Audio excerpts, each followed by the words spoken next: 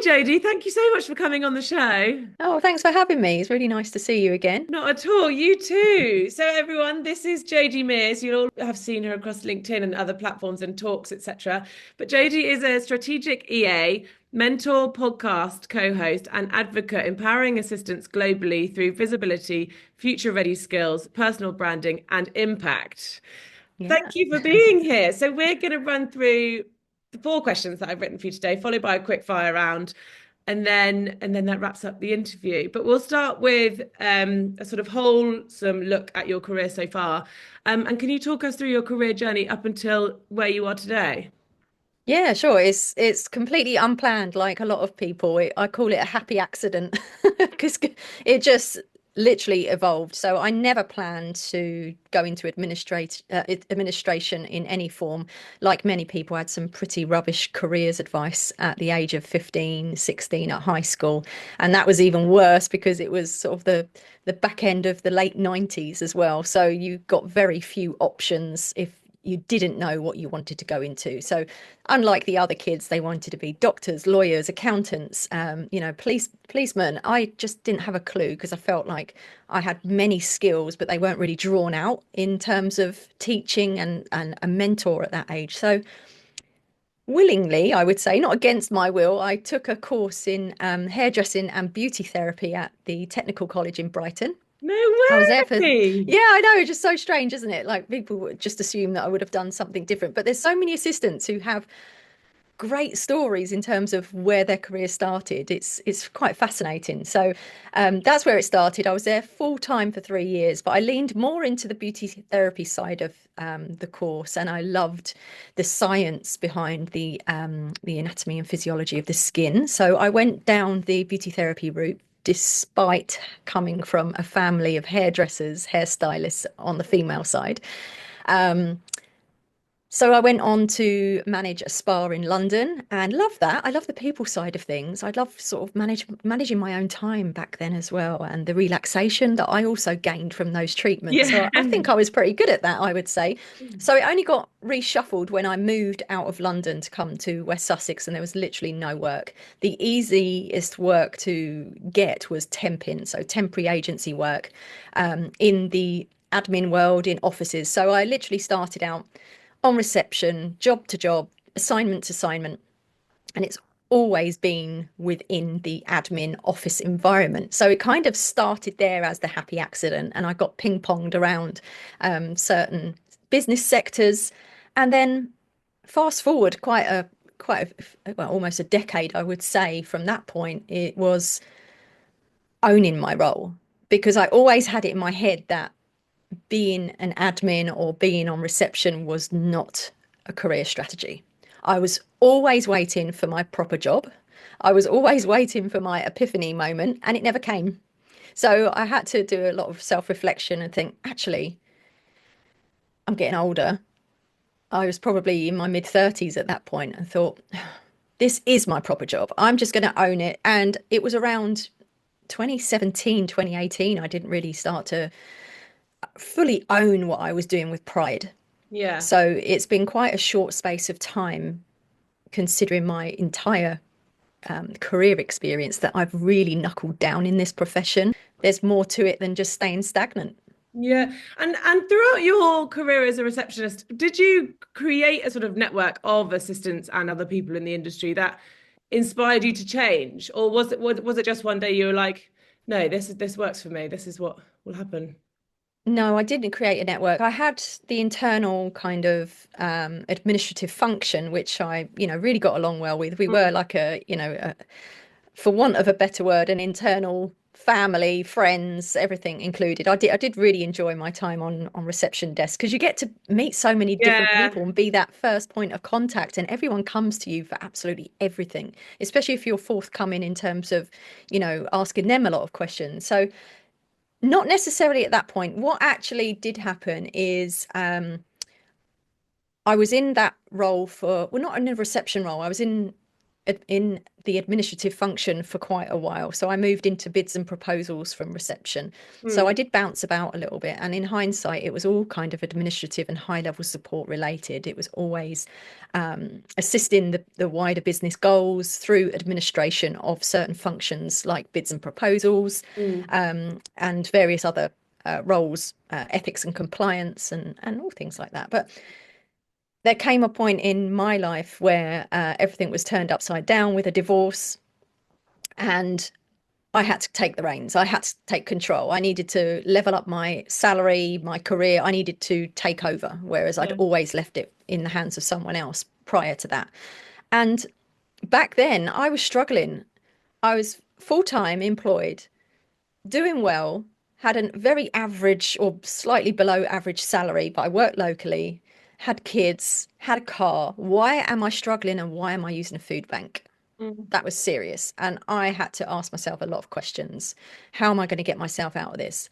There is no progression where I am. I've asked, what do I need to do? What do I need to show you? How can I progress? And I was literally at that dreaded glass ceiling, and there was no Yeah. opportunity to break through it.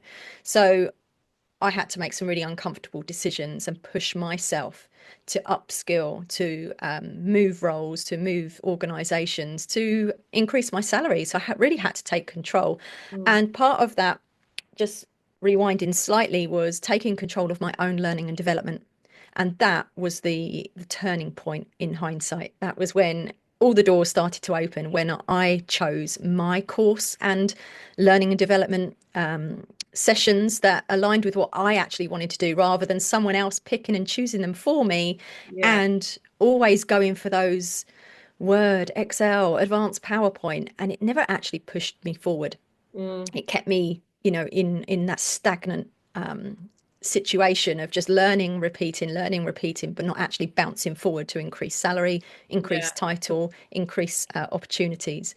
So I picked my own course. I went on an executive secretary's course, and Lindsay Taylor was one of the course segment facilitators.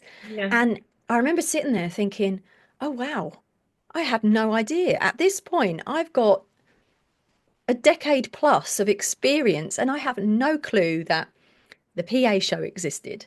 Yeah. Specific learning and development courses existed for us as a profession. And she was the one who guided me and mentored me on the spot, probably without even knowing it, to Yeah. say, are you aware of this? Are you aware of that? Do you know that these books are available? The books? What do you mean books for us? No, I didn't. Give me one. So immediately read her book. I think it's the got it here. Yeah, A to Z Pearls of Wisdom for Executive PAs. It's right there still. And that was like one door to the next. She explained that there was networks around, and there was, so many networks to explore. So I started exploring those people, following them on LinkedIn, getting Yeah. really stuck in with LinkedIn as well. At that point, I thought, right, now I'm interested. Now someone's Yeah. opened those curtains on the profession. Now I'm really ignited, and that fire was kind of lit again. So that, I would say, it was down to Lindsay Taylor. Oh, that's a huge shout out for Lindsay. 100% shout out. She knows it already. I always shout her out, and I always bore her with the story again. If I'm introducing anyone to Lindsay, I'll say Lindsay was the one. Yeah. I never forget. I never forget people who really helped me. Yeah, and it takes that one person, like in your scenario, just change your sort of thought processes on what's next. And she was 100%. your one person, but yeah, she does fantastic things. I was put in touch with her really early doors with Pally Talk, and she couldn't have been nicer. We had a call, introduced each other, and I think it was my first sort of Zoom in this industry, and so she was the first person I met, funnily enough. But yeah, she's fantastic. I'd like to work with her a bit more going forward. But amazing, you've had quite the journey, and I suppose it. I wonder if you'd stayed as a receptionist or gone down a different career path, you always would have steered back to this industry, because it does. I mean, you're thriving in it from what I can see. So it's definitely your calling.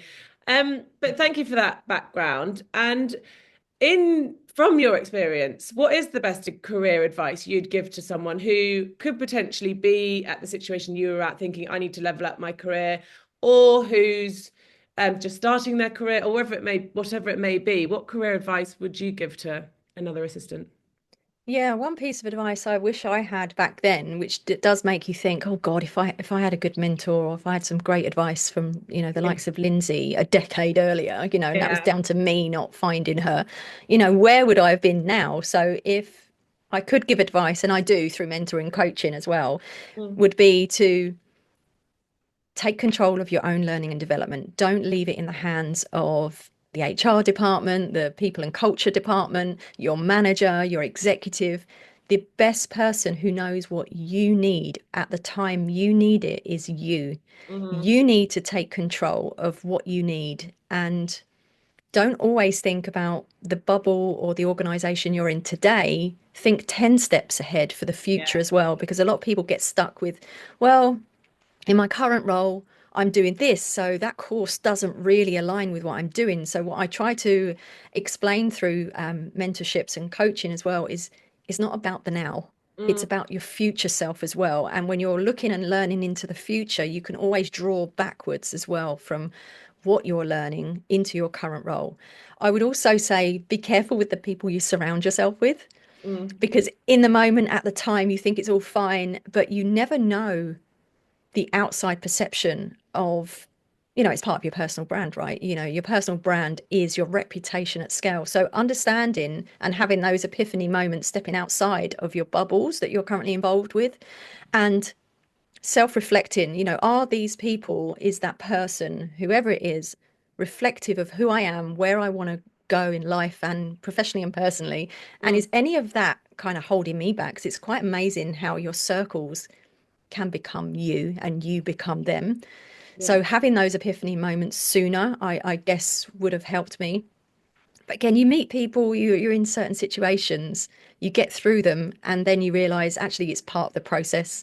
Those sort of negative situations, those negative people, Mm, in a way, they kind of helped me because it's been my catalyst as well. So,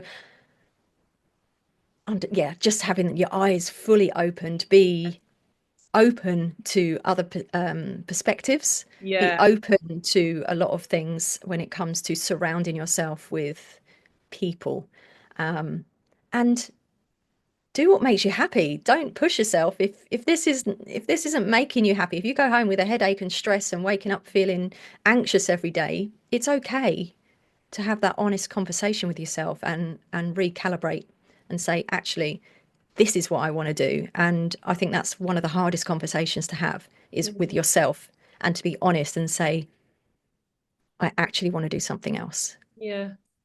Yeah, exactly. And I think deep down you know it when something's not quite right and you're not happy, but it's just I suppose it's just then admitting it to yourself and then making the Yeah. move. But it's interesting what you say about your environment, because I listened to a podcast, I think it was Daniel Priestley on the Diary of a CEO, and he was like, there's a couple of pillars to your success, and one was environment. They said he was just like, take yourself out of the sort of who surrounds you, who you talk to every day. Just take yourself out for a bit and just see if you can open up a new perspective. And it's really interesting. But I think I know everyone's talking about networking at the moment, but that's why networking can come in perfectly for this, because you go in Mhm. maybe on your own or with a colleague or however you want to, and you meet a bunch of new people from different backgrounds, different industries that they've got experience in, and then it just gets you out, like you say, and then you can look at yourself and your career in a different light. I think that's probably why networking is such a big one for any stage of your career, because it just opens up your eyes a bit, doesn't it? It really does. And you don't have to be friends with everyone, Yeah. and the overwhelm can reduce once you have that perception as well. Just Mm. because you meet someone, you don't have to then become really close with them. Yeah. You can just literally pick and choose. Everyone's good for something, and it's okay to remain sort of platonic in a way with people, to say Mm. that she's good for that, he's great for that, and kind of lean into people when you need it. It's not selfishness in a negative way, it's Mm. smart. Yeah. It's cherry picking what you need without getting too bogged down on a personal level with people. And networking was a huge thing for me. I had no interest in doing that whatsoever. As I describe myself as a confident introvert, I just thought, oh God, no, this is just so cringe. And why would you do this? What am I doing it for? I've got a job. I don't need to do this for, why do I need to speak to people? But it's not until you come out the other side and you experience, you think, oh wow, okay, I really did gain a lot because I got to Yeah. hear from, someone I've never met before, their perspective on, I don't know, expenses, or or Yeah. they're going through the same thing as me Yeah. with policy and procedure, or they have the same issues I have at work. So it's not a me thing, it's an us thing, and then you start to kind of work things out between you. And yeah, I love networking now. I cherry pick what I go to. Yeah. I love your events. Your events are great because there's a nice mix of, you know, um, people and a touch of learning and development as well, which I love. The panel discussion I was involved with you as well, because it just makes it interesting. It really makes you feel like you've Yeah. taken something away. So that's a big thing with networking. Make sure you're going away with something, and it Yeah. isn't about collecting, cringy business cards. And I have a method for that, for making it work for introverted and extroverted people, really, just to take the pressure off, which is my 3-2-1. Mm. So when you go, no matter what the size of the event, I always aim to speak with 3 people, connect with just 2, or go deeper with 2 people with a conversation, and then just connect with 1 person after the event to have more of a meaningful connection. And you can consider, networking job done, because no one told you that you needed to, follow up with the entire attendee list afterwards, which is a huge pressure and a waste of time for everyone. Yeah. Yeah, and it's just as I find just becoming a familiar face to someone else, whether you don't see them again for another 6 months, it's just that another face that you know. When you walk into the next Yeah. event, you can say, I met you 6 months ago. How have you been? Even if you haven't had any communication between now and then, it just makes I don't know, it makes it going forward easier in a way, because suddenly you've got your sort of 1 or 2 people who are familiar faces. And I think there's definitely I think if you the more networking you do, the more benefits you gain from it, because it just sort of becomes easier and more comfortable, let's say. But thank you. So on to our third question. How do you find balancing being a working mum? Yeah. It's not a balance at all. It's an absolute juggle. Yeah, There's no way I could ever say, oh, I balance it quite well, because that yeah. would be a total lie. It's an absolute nightmare, to be honest. At times it's a nightmare. And I challenge any mum who says that they've got it down and they're happy with the balance, and Yeah, they get every aspect of life into those scales, and it's all balancing fine, yeah, no. fine, because it doesn't. Life gets in the way. So what I do allow myself to do is just be open, be flexible, um, be kind to yourself. You Mm, don't have to have quality time, half an hour every day, and like force it. And I think as long as you've got a few people in your corner who can support you, it is hard to do it all. And mm. there was a stage in my career that I was doing it all alone. I was doing the school run. I was going to work. I was picking up from nursery and school. I was getting home. And then, to make some extra money, I was doing full sets of eyelashes in the evening in my living Oh room. And my it was all God. going on.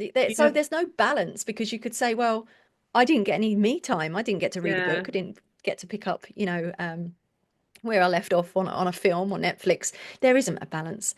I yeah, don't know. But when you love something, I think it naturally prioritizes itself, and it yeah, really helps being deeply invested in what you're doing at work, and just loving it, and accepting that everything has its place in your day, and accepting that some things are going to not get done, yeah. and communicating ahead of time and understanding the priorities and the impact of you not doing X really helps as well. So knowing what to leave, knowing what to knuckle down on, I think helps. But there's absolutely no balance with me. I It's think just a nightmare. and oh, I can relate. I've only got one, but I think it's interesting how you said about the eyelashes. I didn't know about your It's so beauty random. background. Do you still do any beauty for anyone? No, no, I don't know. I literally don't have time for that now. That's Yeah. one thing I have said, right? No, no, no, no. I would love to fit in a few facials for myself and go and have some treatments. Yeah, Every birthday, I do request, a nice facial or a massage, and get back into exactly. Yeah, and being a I think customer. yeah, exactly. I do think I presume it's across all industries, but assistants as a whole, we do so much for other people that actually I can imagine in 90% of the cases people just don't spend any time on themselves. And it's as simple as like getting a facial or having the afternoon off just to go for a walk. And I don't know. Mm, But it's almost like in our blood. It's like, no, we've got to do everything until everything for everyone else is done. And then maybe like 5 minutes before yeah. we'll watch.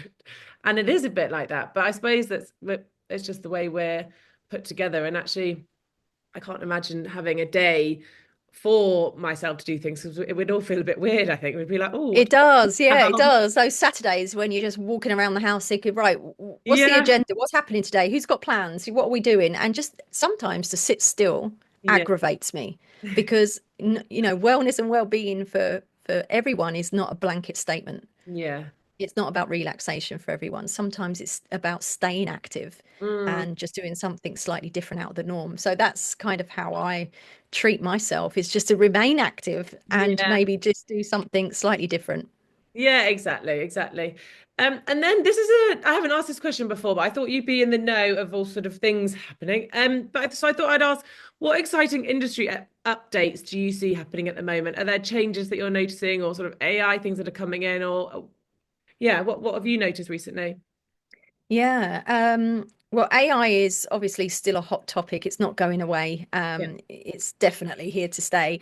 I'm discussing the state of the industry report later on, actually, with the APC, which is the American Administrative Association over there. So what I've had so far as a glimpse, but it is kind of geared towards the American market, is from last year the usage of AI has gone up a lot. So I would say, it's almost doubled. It's where assistants have said last year that they're tinkering around with it, they're Yeah. starting to use it. Within a space of 12 months, we're seeing double the amount of use with AI. So I would say, yeah, AI is still very much hot in terms of it rolling into businesses, especially now it's all becoming a lot more user friendly, corporate friendly. We're starting to see how AI platforms are adhering to internal processes, procedures, confidentiality, addressing those issues that we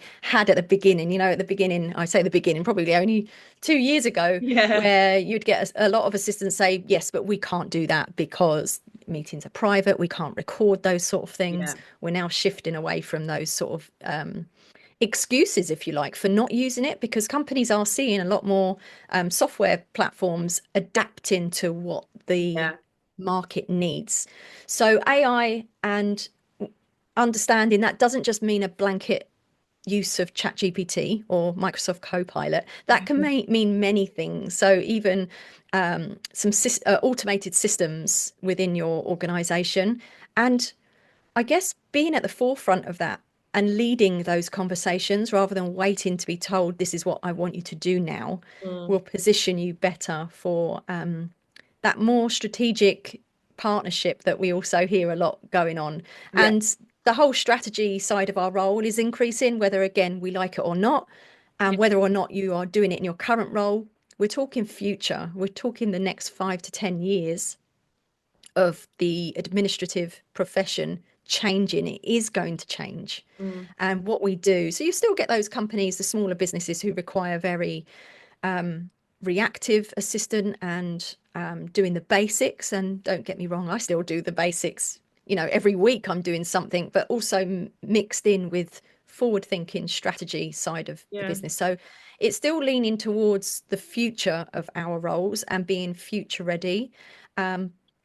Personal branding is a big thing as well. Assistants are really catching on to that now, and I'm seeing a lot more activity on LinkedIn than I did even a year ago in terms of assistants really being visible. And it's really nice to see that we are as a profession comfortable with putting our opinions, our knowledge, our suggestions out there on a professional social media site like LinkedIn. So I'm seeing a lot more assistants coming through with confidence and adaptability. And other than that, I think the rest is slowly evolving at a gentler pace, I would say. So just being forever ready, forever adaptable. I'm glad we touched on AI for a moment because I got targeted something on Instagram the other day, and it was learn. I think it was called Coursive, and it was learn like get on top of your AI, etc. But I think the thing that I'm at the stage of dipping my toe into it. I'm not. I haven't fully invested in it, and I think that's going to backfire with me because I'll become unproductive when there are so many tools available. But for me, it's a bit like, where do you start? Like Mm, I've got ChatGPT, which is great. And I think that's as far as I go with my AI. But it's sort of like, what's the next software I can get? And especially when you start to look at like paid versions of things, I don't know if you find it the same. There's so many add-ons you can have at hmm. the moment. And I just think for me, there's a limit to how many sort of monthly expenses I want to scatter Yeah. across so many companies. And my question when I saw this course pop up is like, what is next? Like, what is the second AI tool that a business owner or an assistant within an employed role should be looking to invest in, if that makes sense? And what would you say it is from your side? If we put ChatGPT aside, what would be the Mm. number two platform you would recommend? Again, like you said, it's so difficult to Yeah, recommend one when there's literally hundreds hopping into the yeah. market every week. And you're right, Instagram um, is once you start saying the word, you know how the phones listen, you're going to be full of I the reels are going to know. be AI, I prompts, know. prompts, prompts. Um, the stack, if you like, of the go-to platforms differs from business sector to business sector. So Yeah, um, we're heavily invested into Microsoft. So going a bit deeper with the plugins and the approved plugins when you need yeah, to, actually liaise with IT, automation. So looking into building your own GPT for sure, your own bot, if you like, to help you. So assistants are now building their own assistants. And that actually is negative for some, but hugely positive for others because yeah, they're highlighting, well, I don't want to highlight that a bot could take over some of my role. How I see it is I need an assistant to help me elevate my role and do more yeah, for you. So I'm actually saving a head count. So that 38 quid a month or whatever it is, 15 yeah, quid a month is a huge cost saving efficiency suggestion to say, if I got this plugin, these are the reasons why it would be a good idea for my role today and in the future, because we could almost, and it is a bit scary to say, eliminate future headcount. But in a profession that has been deemed as a slowly declining profession as per the World Economic Jobs Report for yeah, the future of jobs. We are listed up there, executive secretaries, secretaries, administrative professionals. We are listed up there of one of the fastest declining roles. However, whenever there's something new and a shift in the profession or any profession, just like when email came in or yeah, the internet came in, it's like, oh, well, we won't need these people anymore working for us. And we all know that that's not quite true. So it's declining, but I don't think it's going to disappear yeah, totally because the end user of any AI tool is always going to be human. So you're always going to want that human to human interactions and contact. So while that's a bit fluffy, I wouldn't recommend just one thing because what I would say this week is going to change next week yeah, or next month. exactly. Whatever you need to Yeah, reduce your time, reduce your effort. And if you can align a platform that can help you with that, maybe it's automated email responses, meeting notes are a game changer.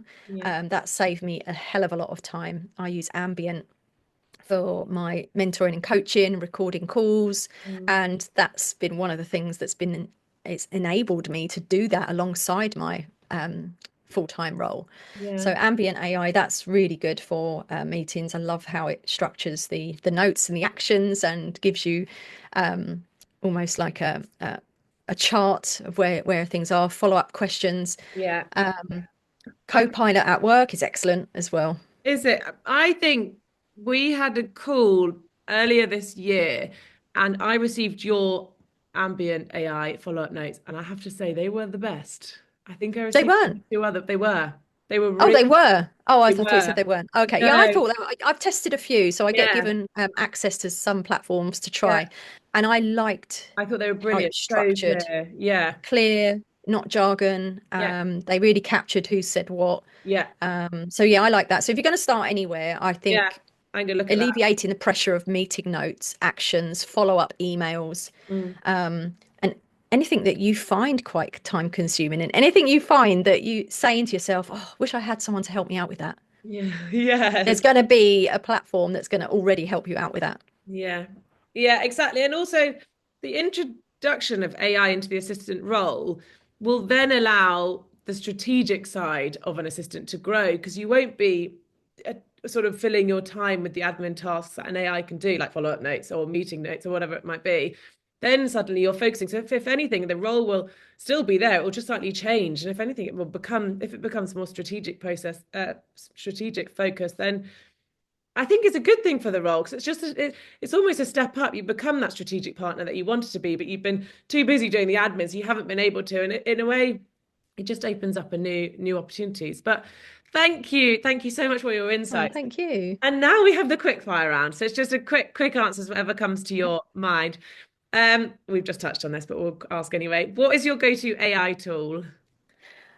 Ambient for mentoring and coaching, and it has to be Copilot. I work alone remotely, so I am literally using Copilot, Microsoft Copilot, as my assistant. Help me find this. What was the last message from so and so? Where are we with this project? What was the password for this? And yeah, I if you're didn't going to know. start somewhere, yeah, you can literally use it as your Oh, chat mate, if you like. So brilliant. yeah, I really like those at the moment. The rest, ClickUp. Craig and I use ClickUp to stay accountable and on track for the podcast. We've used Trello before, but it's very similar. So we moved away from Trello and we're now using ClickUp, which we love also. I'll have a look at all of them. My afternoon's now going to be full of AI research, and then I'm going to go on Instagram, and it's going to be like AI. It But will anyway, be. that's just life. And then, what is your favorite podcast at the moment? Not including the Crodie Files. Oh. I've got so many on the go right now. I would say I'd have to get reminded quickly in Spotify. Oh yeah, this one I mean, I've been listening to Mel Robbins for the last few Yeah, years anyway, so she's becoming the new Stephen Bartlett for me, for everyone. So Mel Robbins shouldn't be a surprise for you. yeah, The Daily Boost. Now, this one, it's motivation and coaching by Scott Smith, and it's in the self-help section, and it's like business health self-help. But I love this one because they're all under 15 minutes. They're yeah. short, Really nice. sharp bursts of real motivation, great advice. Yeah, So I like when listening to the Daily Boost when I'm doing the school run on foot up the hill. yeah. Up the hill. Up Um, the hill, down the hill on the way back. and will you just give us a quick update on the Crodie Files? What's been happening? What are the updates from that? Yeah, we're still here.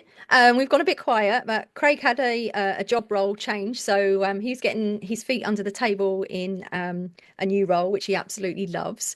Yeah, We are back in the studio very soon. We've already released a couple of episodes this year, and we are sponsored by CNC Search, recruitment specialists for administrative and business support professionals, which we're really happy about that partnership because they've really invested in the community and the profession as a whole. So new sponsorship. It's a new kind of year for the Crodie Files. In more in-person events, the Hi Crodie initiative, where we invite listeners to send in their questions, is thriving again. So we're getting overwhelmed with the inbox of many questions to weave into future episodes. So it's still all happening in the yeah. background, and yeah, we're really looking forward to getting into a new studio in the next month or so and recording some different styles of video podcasts. Brilliant. I'll share the link in the notes for this to get everyone to listen and enjoy what you've been recording. But it's exciting about the new studio and what's to come. But I did speak to Craig briefly about his new role, and I suppose that's all engrossing at the moment, and he'll have time once he's sort of found your feet. But I Yeah. think I personally found starting a new job as an assistant, it does take longer than you think it's going to take to get your Hmm. to properly get comfortable enough to start focusing on something else. Um, so yeah, it's always a big move. And then so the next one, sorry, is your biggest inspiration? Oh, I would say Viola Davis.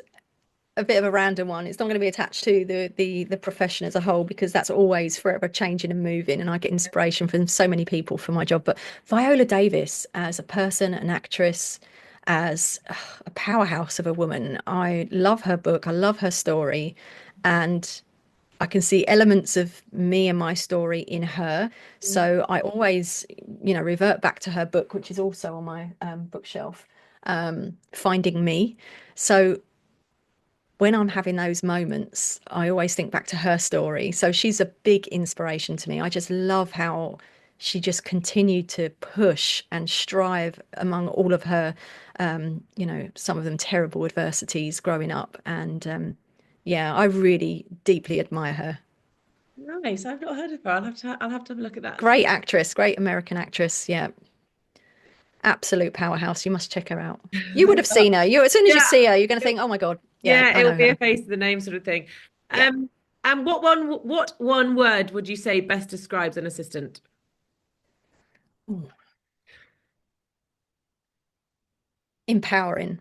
You empower Nice. so many people without even Yeah. realizing. So whether you think you're a leader or not, you are empowering a business, you're empowering executives, you're empowering teams. So never lose sight of that. You are an empowering powerhouse yourself. Yeah. And then, are you tea or coffee? Coffee, 100%. Me too. And Slack or Teams? Teams, Zoom or Google Meet? Google Meet. Favorite restaurant? I don't have one because I eat everything and I'm a real piggy. So every Everything. and Wherever you want to take me. and name a fellow assistant who deserves a shout out. Oh, it's got to be Craig Bryson. Yay! Yeah, And yeah, he's fine. doing the most. And then finally, what do you want to do more of in 2025? Oh, more learning and development. Yeah, I want to learn more from other people as well. Never stop learning. I want to attend more events online, in person for sure, and just keep that kind of knowledge going in. Yeah. Fantastic. Well, thank you so much. And yeah, thank you Thank so much, you. Jodie. Thank you very much. Been a great chat.